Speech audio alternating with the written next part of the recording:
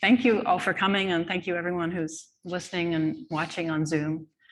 We're going to talk for about 45 minutes, and then I think we have time for audience questions. So if you're on Zoom, you probably type them somewhere, and if you're here, you think about them now. So we're here on the occasion of the publication of your book, One Friday in April.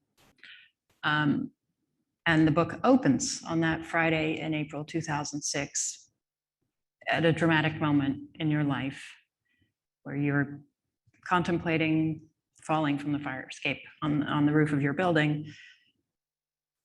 Maybe you could tell us just a little bit about what got you there. I know it's a long story. Well, it's a long story, but I think that an important factor was a memoir that I've written, story of my mother's life. She had lived a terribly difficult life. My parents were both bad alcoholics, and her last years were very painful.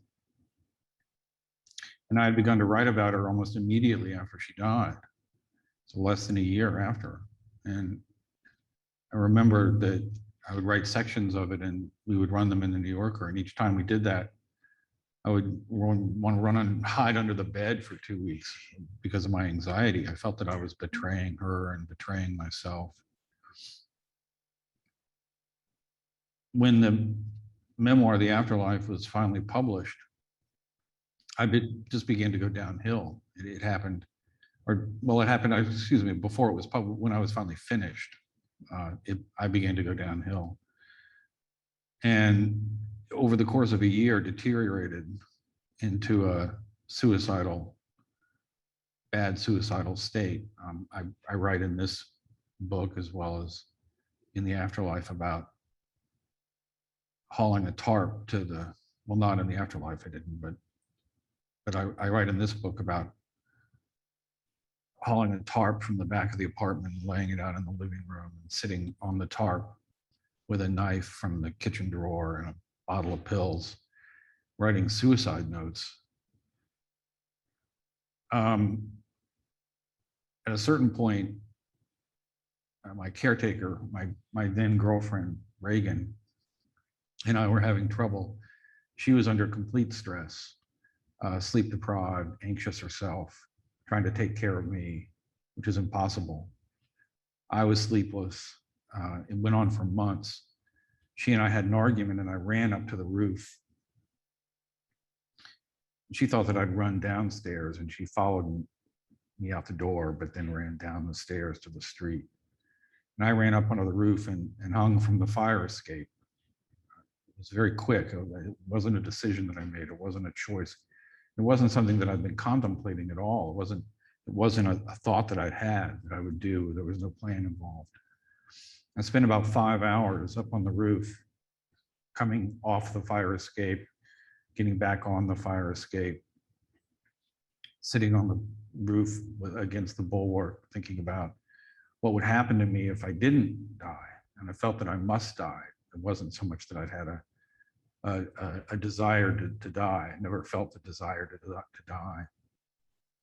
Looking back, I realized that I was trying to stay alive somehow.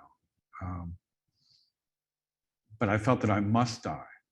It was more like a kind of a commandment that I was operating with. But writing that memoir was a catalyst. The story that it tells is also a story of trauma, my own trauma and my own isolation over years and years. So what's complicated in the story is the life that leads to that running up to the roof. What's simple for me to look at is writing the memoir, which became the catalyst. Yeah. And at some point after those 5 hours, you came back inside. Yeah. How at that point do you think you were able not to let go and not to go through with it?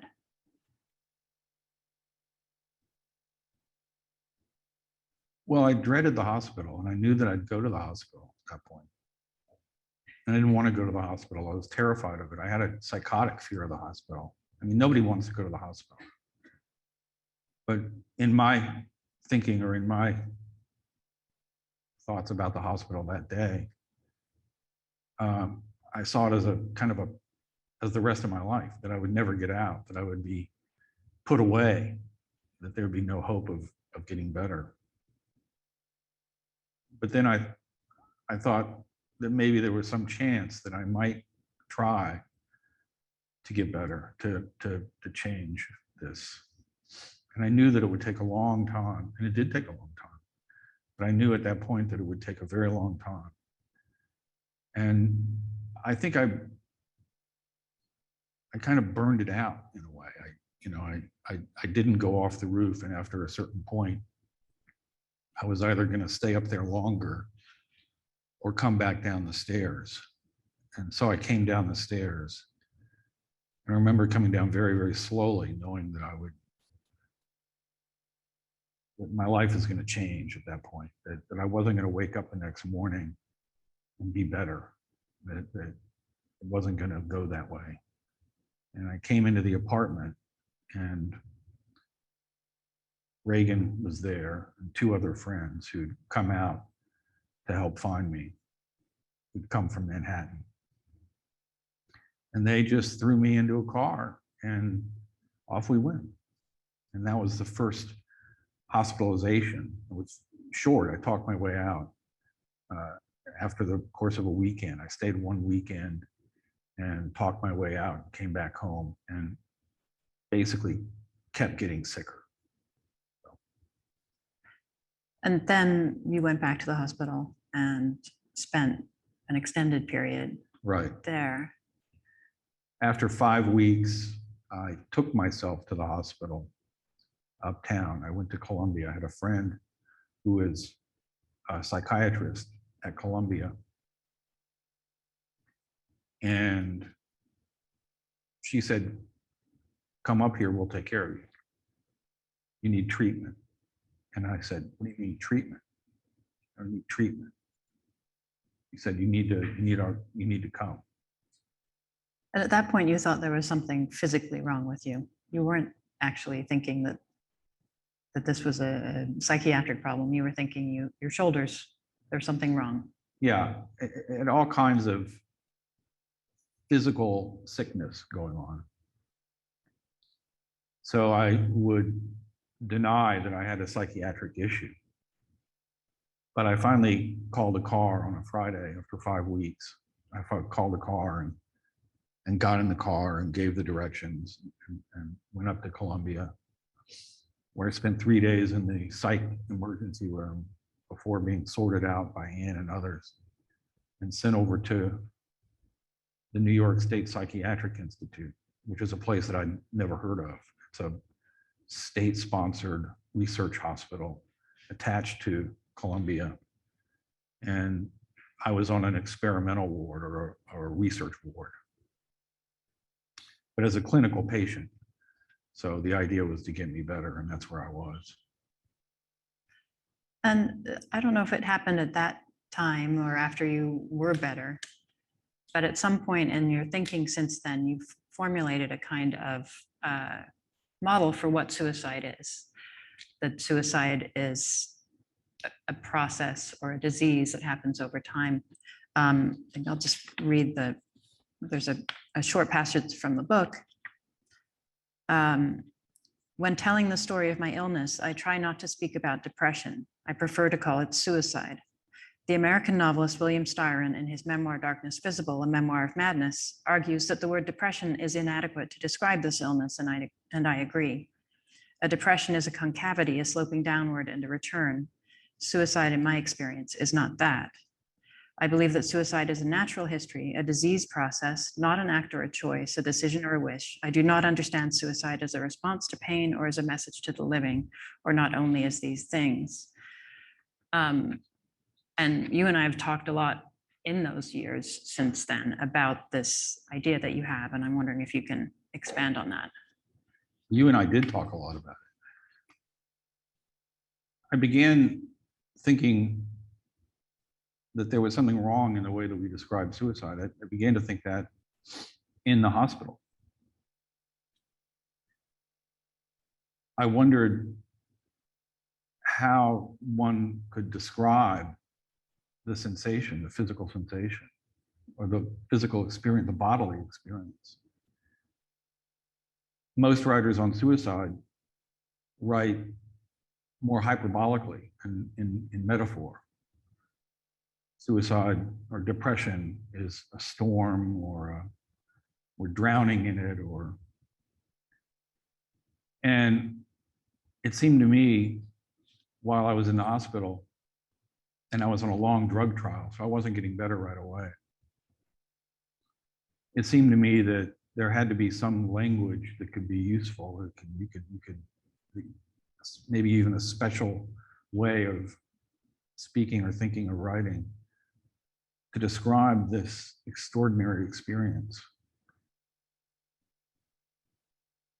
Eventually, it took a while. I didn't really know how to write this, but eventually I decided that the way to write it would simply be in fairly plain speech, without recourse to metaphor, without exclamations, without hyperbolic imagery. And I began to think about my own experience on the roof, and I realized that I'd never wanted to die. And so it seemed to me then that maybe the suicide wants to live. Maybe the suicide is trying to live, not trying to die. I mean, after all, we go often for a very long time in that shape.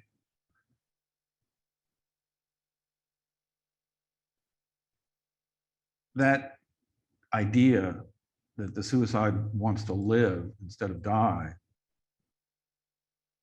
which is a diametrically opposed idea, suggests that there has to be something else happening as opposed to a desire, as opposed to maybe an angry desire or a sad desire.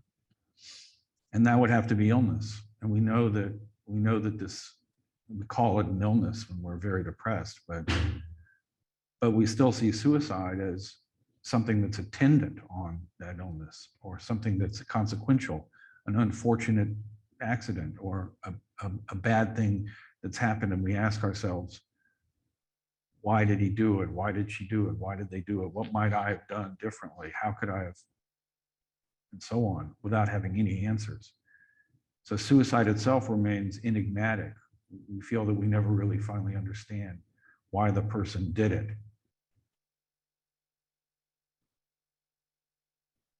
I began to think that that's not really what's happening, that the suicide doesn't do it, that the suicide doesn't commit suicide or kill himself or herself, that we die as a consequence of a long illness that we're in, that illness is taking us to dying, and that we're dying along the way, as it were. So this all worked out in my thinking about it, just from coming from the roof, from talking to Deborah, from years of thinking about it, because it took years to be able to write this book. I couldn't come to it. I was afraid of it.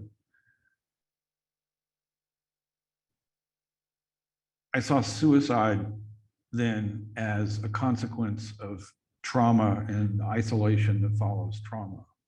I never met anybody who was in the hospital who wasn't traumatized. I had a life of trauma, and I can only really tell my story. I can only write from my point of view. But it seemed right to me to think in these terms in order to integrate suicide and to make a case that that we're not making a decision or deliberation, that we're in an illness and that the illness can kill us. You've actually talked quite concretely about what happens to the body in the final stages of suicide, about a kind of rigor mortis setting in, which is something I personally witnessed in someone who died that way. Why do you think that happens? How do you think that? What is that process? That physical process? That shutting down. Well,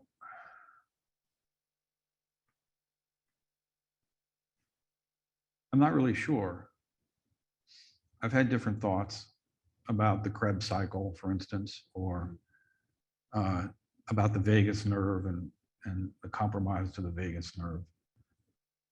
But I think that the physical experience in this illness is something that I don't really know how to get at entirely. I'm not a doctor or a researcher, so, but I experienced it, and I do my best to describe it. And I think it's that you said you witnessed it in someone else, but I think it's not uncommon. It's another reason why I think of this as an illness instead of as an event. So much of that those of us who go through this have in common. That we have these common experiences. We go through similar trajectories of illness. Yeah. And I remember when David Foster Wallace died of suicide, and I spoke to you about it at the time, and you said, well, it's not, don't ever think he got up that day and said, I'm going to kill myself today, or I want to kill myself today, but think that he got up every day saying, how can I not do this? Do you feel that someone who is suicidal in that sense is constantly battling it? In my experience and with the people I've known, I didn't talk to him during his final illness. But I mean, one example I cite in the book is a friend who saved pills for several years, taking one out of her prescription and saving them up. Benzodiazepines, antidepressants, various things. And she never took them. She began to get better before taking them, but this went on for a couple of years. She was in bad shape. She also lived on the 10th floor, and the window was always right there. She was trying to stay alive. She was saving these pills. And I wondered, and I've asked her, you know, I wondered if saving the pills was a forestallment, you know, a way of postponing, a way of not dying.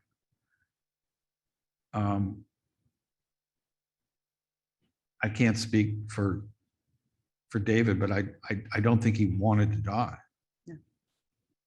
You know. Yeah. It's if it is in this framework, a disease, it's a strong one, and it does kill you the way cancer kills you. Right. When it came to this point of deciding to write about this and deciding to write about your personal experience, that's an incredibly difficult thing to do. How did you get yourself to the point of being able to do that? Well, I spent a lot of time alone, and I'd had a couple of big hospitalizations, and then some years went by, and I was doing okay, not great. We talked a lot during that time. I wrote emails to Deborah with my ideas in this kind of crazed manner. I think I wrote the book in my thinking, in my thoughts, late at night, many times over, you know. Sitting down to actually write it, to begin to write it, was another matter. I knew I could, I felt that I could, but there were I had several obstacles. One was that I was alone, and I thought even though I thought I could write it, I didn't think I could write it while I was alone. But also I didn't know how to feel qualified to have these ideas. You know, I felt that I'm just a writer from Brooklyn, and I'm not a researcher. I'm not a doctor.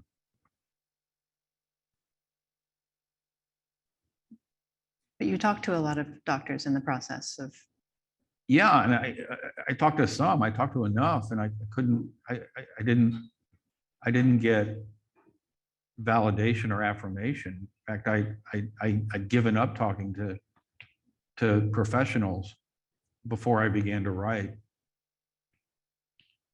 is that because your idea went contrary to their training, or? Yeah, I think so. Yeah.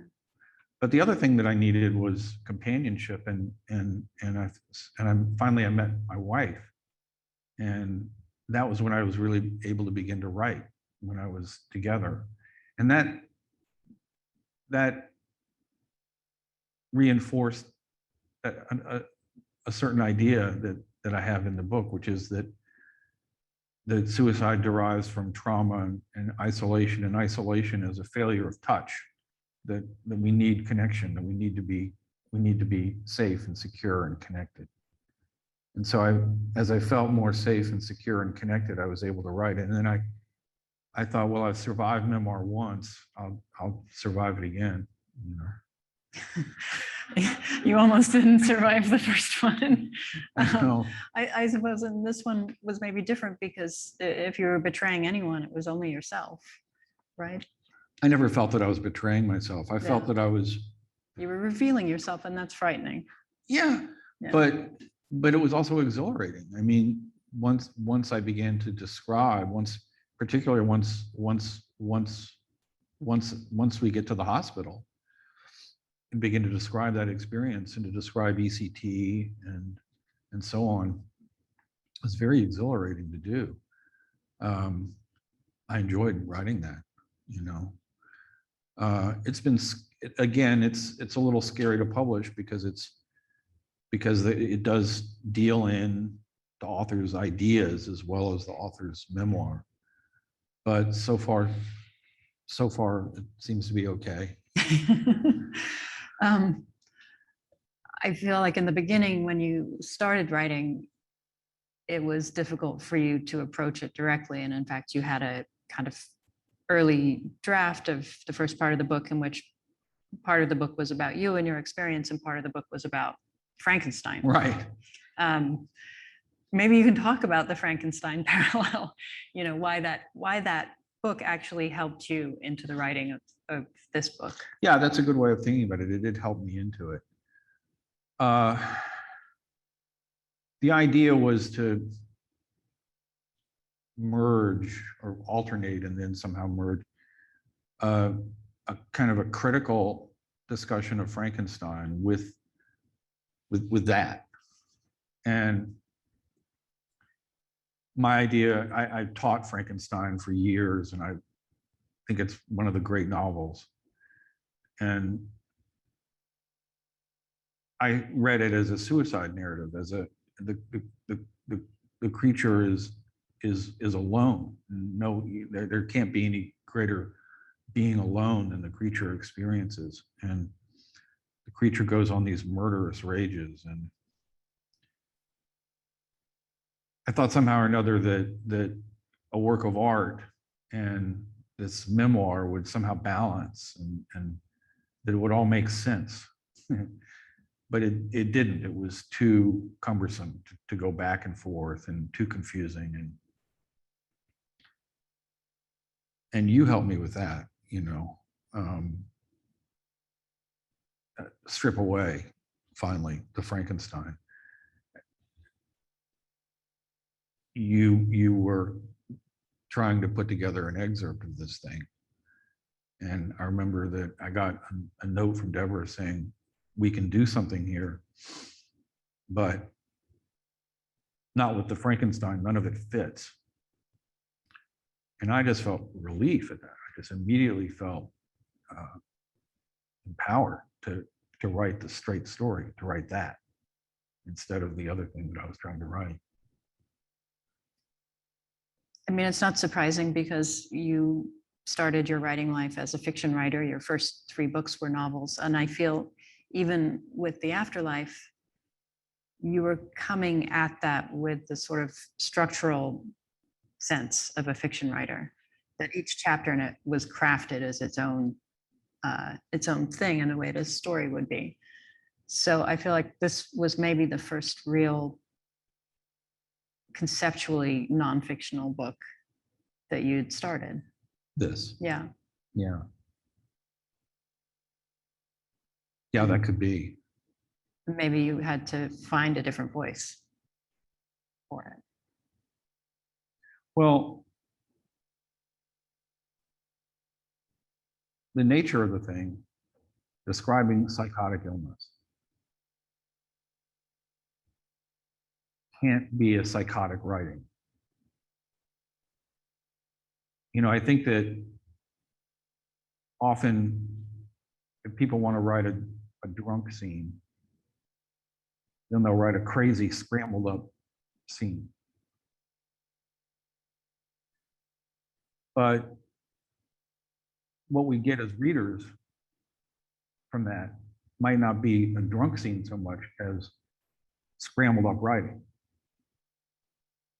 So for me, writing the psychosis of suicide meant writing as clearly and directly and compactly and concretely as I could. So I never experienced it. I never thought of it as a new voice so much as a somewhat distilled version of me, you know. That's probably part of why I felt so exhilarating to write, because I felt I felt a certain amount of control in describing a psychotic episode, you know. And at the same time, it's very immersive. I mean, we're there with you on the roof. We're there with you in the hospital. In the book, it's very sensory, and it's well, surprising, but also incredible to me that you remember in that with that level of detail, given the state that you were in. Well, I had years to think about it, Yeah. and I remembered it pretty well. I think also because I never stopped thinking about it. You know, I thought about it all the time. I thought about those years in the hospital years and all that. I mean, before I began writing this, I couldn't really write anything else. I wrote a couple of stories, and they edge up to the problem of hospitalization and being sick. They get close to it, but they don't deal in it entirely. But I never stopped. I was consumed. I mean, I really was. I couldn't think about anything else for years. If you knew me then, you would hear about it. I would grab you by the lapels and I would say, here's what I think about suicide. Here's what I think about hospitals. I mean, it was writing this now, that's passing. I'm not so obsessed with it, but I was for a long time. So that's probably helped me. And then of course there's the question of accuracy. You know, at some point in the book, I think I say I'm doing my best to remember.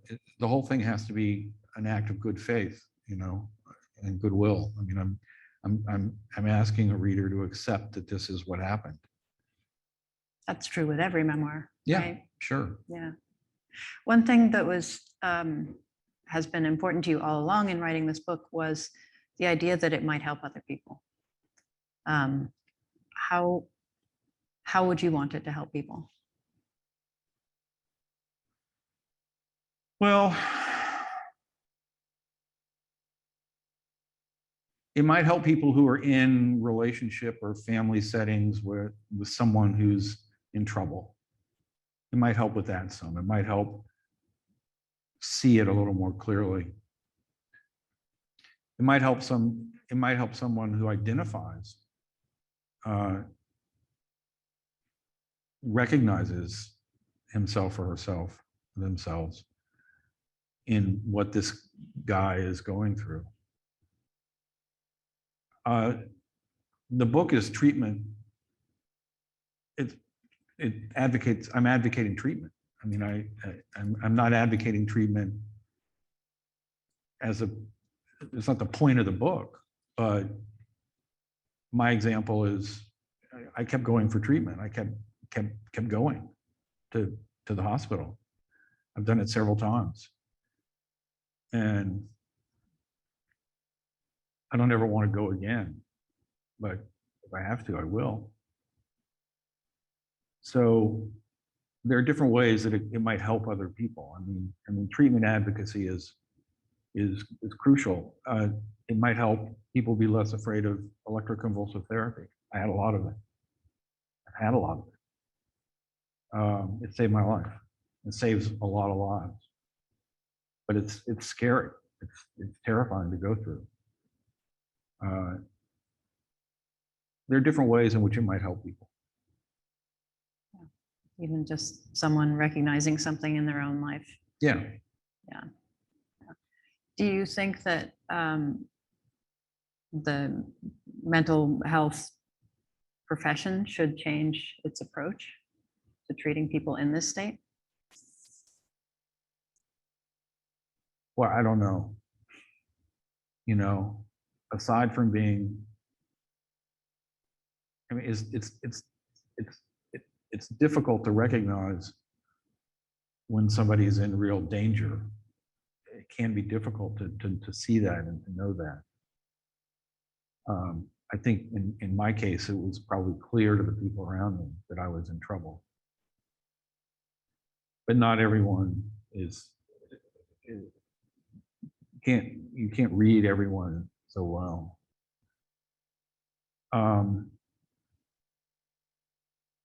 We have good treatment. We have good, I mean, hospitals can do a lot. We have ECT, there's a lot of medication. What we need are other people. We need each other.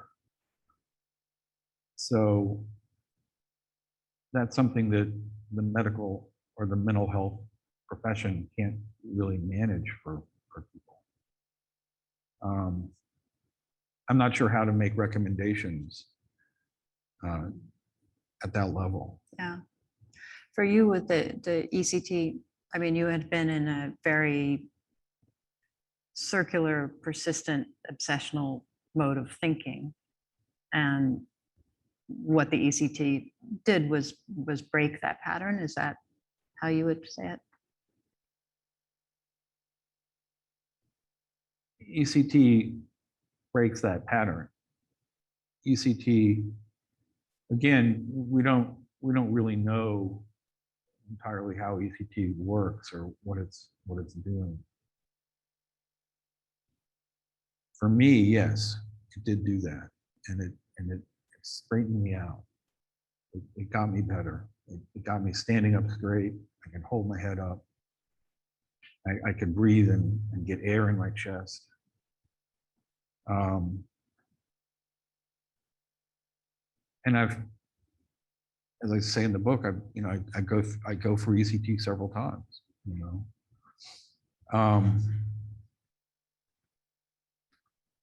It's miraculous when it works for people. I think we are going to turn to audience questions. So if someone sitting here has a question, there's a microphone there that you could go up to. And if someone in the virtual audience has a question that they have typed in, I believe someone will read that out for us. As people are going up to the microphone there, I'm going to read a couple from our audience. This first one is a comment, not a question, from Hilton Alls saying, "This is a very deeply and personal conversation, and the vulnerability alone is extremely helpful, especially to survivors who are left with so many questions." So thank you for that. And then this is a question from Faith Miller. "Don't you think comparing suicide to a disease does a disservice to those who have incurable diseases? You can't decide today is the day I won't give into brain cancer, for example."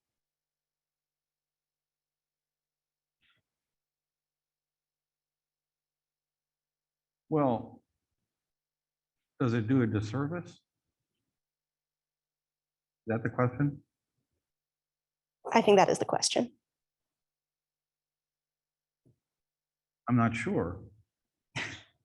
I don't see why it should necessarily. I'm not calling it incurable, for one thing. It's fatal, but not incurable. I've certainly been able to find a cure. Is that? It's a question about whether it does a disservice to diseases that you can't say no to, or whether it does a disservice to. I think you answered it Okay, very well. all right. We want to turn to the questions over here. Yeah. Oh, okay, it's me. Hi, Donald. It's a wonderful book and really moving and very thoughtful. It really made me think. So this question is in no way asking anyone to solve this problem with the American healthcare system, but I wondered if you, as you worked on it or went through this, just as a survivor, had any thoughts about access to treatment or even how you decide what's a good hospital. I don't know. I'm not asking you to be like a doctor, but just as someone who's been in the system, thoughts about that. Yeah. I had access to good hospitals, and I know that not everyone does. And I think that that's something that we've got to work on. At the end of the book, I make just a call for commitment to the hospital in our communities. But public health wasn't something that I could really take on in this. And I mean, I read and I thought about it, but it wasn't something that I could really do in this book. But we do need better access, you know, and many communities don't have what I was able to find, what I had. It's even a matter of, you know, if you hadn't had a friend who worked there Right. and told you to go there, you might not have. I might not have, yeah. Yeah, I didn't mean to put you on the spot, but it's just a question one has. So, thank you. It's a great book. Uh-huh.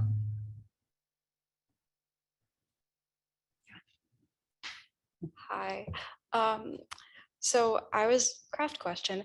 It was really interesting to hear about like your process of forming this book, about the various ways that you sort of offered yourself structure throughout forming it, and then I guess moved slightly away from it once it served its purpose, like offering the Frankenstein comparison, and then also speaking to mental health professionals and doctors and stuff. And I was wondering what that was like for you to sort of offer yourself structure and pull back when you needed it, and when you sort of knew when it was time to give into that push and pull.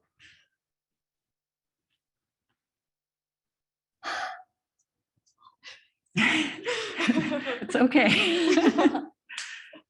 When it was time to give into, When it's time to tell your own story. to tell my own and- story. And let go of the accoutrements. I wanted to all the time, the whole time. I wanted to, I think, but I didn't feel qualified. Or maybe I didn't feel like it was enough.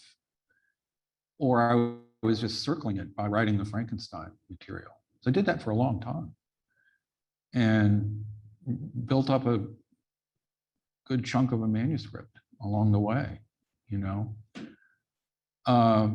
It was keeping me out, but it was also kind of circling around to get closer, to get to it, and in the course of writing that, I wrote what became the opening of this. So I got the opening of this out of doing that. And once I had the opening of this, the first, I don't know, 40 pages or so of this, I was able to move forward with it. It actually happened in a moment when I got a note from Deborah saying, can't use this Frankenstein material here. And then I just felt cut free. And I think it was because I had enough already written. So I think it was something where it was definitely an approach and retreat. We do that. You know, you're a writer. Yeah. So you know what I'm talking about. Yeah. Right.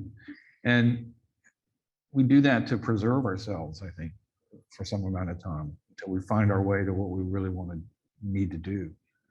It took me about 3 years of Frankenstein. You know, And there's a great essay about Frankenstein in there, you know, One day. that's off to the side. yeah, Just- one day. Didn't belong in this book, right? Didn't belong there. Thank you. We have a couple more on the Zoom, and if anyone else in person wants to ask a question, this is a great moment to go up to the mic over there. This is a question from Amy Parker. You said that for years you thought about your experience, which enabled you to write about it. I know from personal experience that ECT causes memory loss. How did this side effect affect your writing?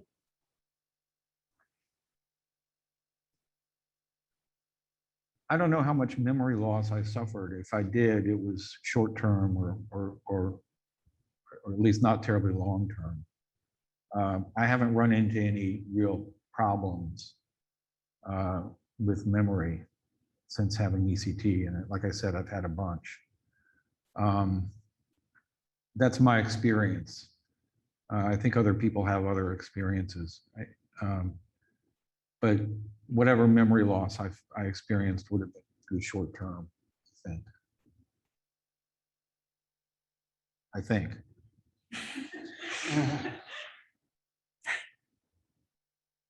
You remembered enough to write the book. Yeah, I remembered enough to write the book. Yeah, could you talk a little, I mean, you talk a lot about being alone and then the sort of change when there's literally, you know, touch or sort of physical intimacy. Could you talk a little bit more about that? It feels like, I mean, you're alone in the room, but you're not literally lonely. Deborah would probably come out and had lunch with you, but it wasn't the same as that sort of sense of touch. Can you talk about that a little bit more? Right. I mean touch literally. And I also mean touch in a metaphorical way. Touch in the sense of home or just something shared, or community, a sense of belonging. For me, in my sickest passages, I felt no sense of, I couldn't have a sense of belonging. I didn't feel that I belonged anywhere or with anyone. It was an eternity of being alone. And when I was very sick, it didn't matter so much who was around or not. I mean, I had Reagan the first time through, but I was too sick. So for me, touch is literal, like, you know, touch a child or baby. If you take that touch away, that's bad. You know, it's going to have serious repercussion. So I mean it that way. I mean touch in the sense of caring, in the sense of companionship, in the sense of nurturing. But I also mean being in touch with others, being connected, being in touch. Well, like here right now, you know, we're all here, we're in touch. So for the sick person, for me, when I was sick, that was impossible. Because I think that's what I'm getting at. The lack of touch that comes with true isolation and how that leads to sickness. That the physical intimacy, like literally having someone, as you said, I couldn't really write until like literally, having someone in the house next to me, like all of a sudden it's It was transformational. It was transformational. It really was. It was. Sorry. We have time for a couple more questions. This is another one from the webinar from A. Morrison. They say, I don't want to ask anything that will be too painful for you, so feel free to decline answering. Can you describe how you felt after ECT? Was it happiness or just a lack of suicidal feelings? I also want to say I have had some luck with microdosing LSD, but I understand it is not for everyone. Finally, thank you for this interview. I'm in pain seeing you in pain talk about this. No, I'm doing okay. I can talk about this. I've never done any microdosing, so I can't speak to that. After ECT, I felt anesthetized immediately after ECT. When ECT finally began to break the illness, it took a little while.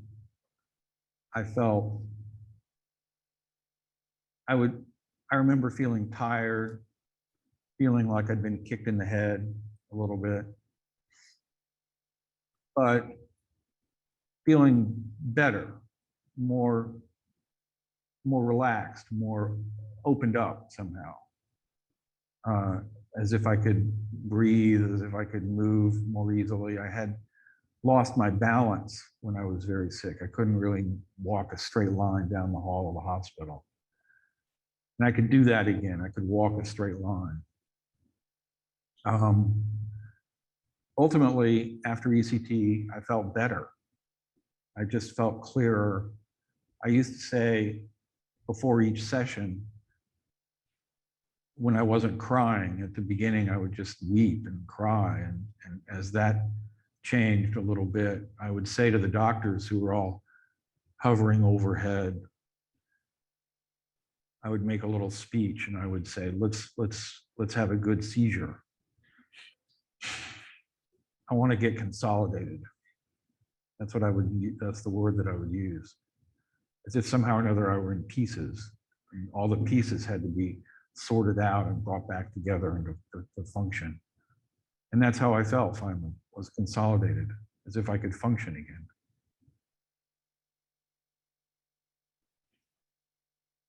Thank you for that. This is a quick question from Lisa Amand.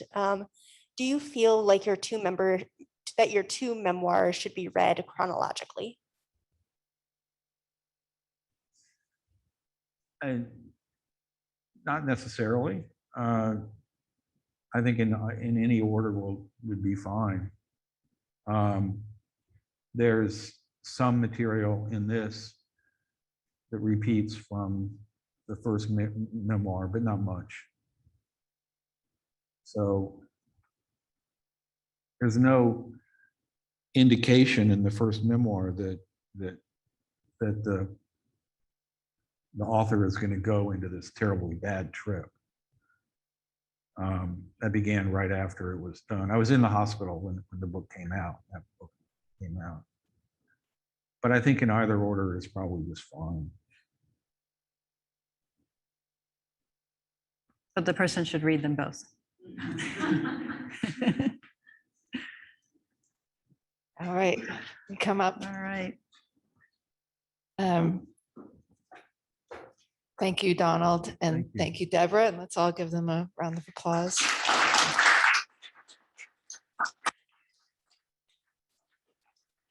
And thanks to everybody who joined us on Zoom this evening. We put links to buy the signed copies of the book in the chat. So if you order one from us, you'll get a signed copy, and we've got them for sale in the bookstore. And thank you all for coming tonight. Good night.